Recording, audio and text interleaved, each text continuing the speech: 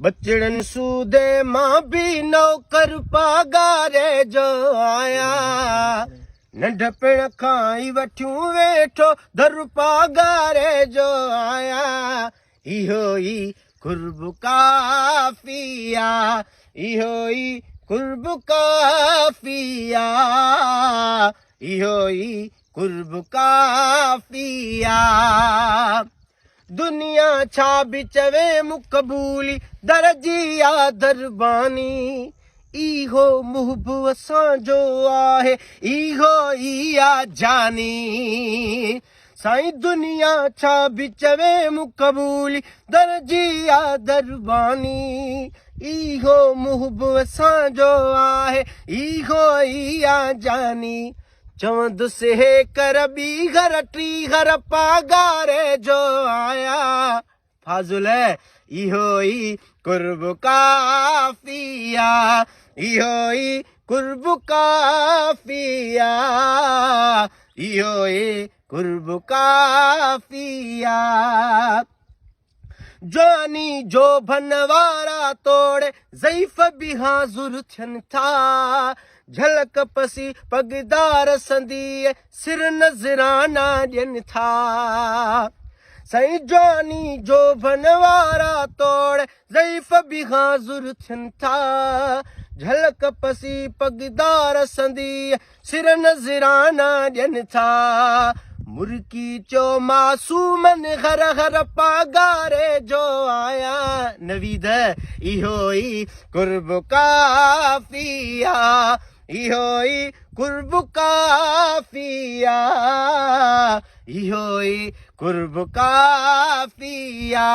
बचड़न सूदे मां भी नौकर पगारे जो आया नंढपण खां ई वठियूं वेठो दर पगारे जो आया इहो ई कुर्ब काफिया इहो ई कुर्ब काफिया इहो ई कुर्ब काफिया मूले सभु कुझु आहे फ़क़ीरी महकायो आ मुहबन बंगुलाकार न कालीनू वीगा मूर न घुर्जर साईं मूले सभु कुझु आहे फ़क़ीरी महकायो आ मुहबन बंगुलाकार न कालीनू वीगा मूर न घुर्जर खालिक जी ख़ासि अता हुर पगारे जो आया इहो ई कुर्ब काफिया इहो ई कुर्ब काफिया इहो ई कुर्ब काफिया होश जॾहिं खां संभालियो आहे जीवन उन जे नाले दिल बि ॾिनी उन दिलबर खे हर शइ कयमि हवाले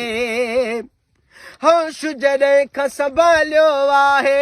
जीवन उन जे नाले दिल बि ॾिनी उन दिलबर खे हर शइ कयमि हवाले मालूम ताए हाज़ुर ही सिर पगारे जो आया नवीद इहो ई कुर्ब काफिया इहो ई कुर्ब काफिया इहो ई कुर्ब काफिया ई मिसरो मां अब्दुल रज़ाक मलिक फाज़िल साईं जे नज़र कयां थो इंशाअल्लाह ज़रूर पसंदि ईंदो ओ इश्क सिवाया जीअण कहिड़ो मज़ड़ो मोहबत में आ हाल समूरो क्यों ही नवाज़ण हाज़ुर ख़िदमत में आ वक्त असांजो आहे बेहतर पगारे जो आया इहो ई कुर्ब काफिया इहो ई कुर्ब काफिया इहो ई कुर्ब काफिया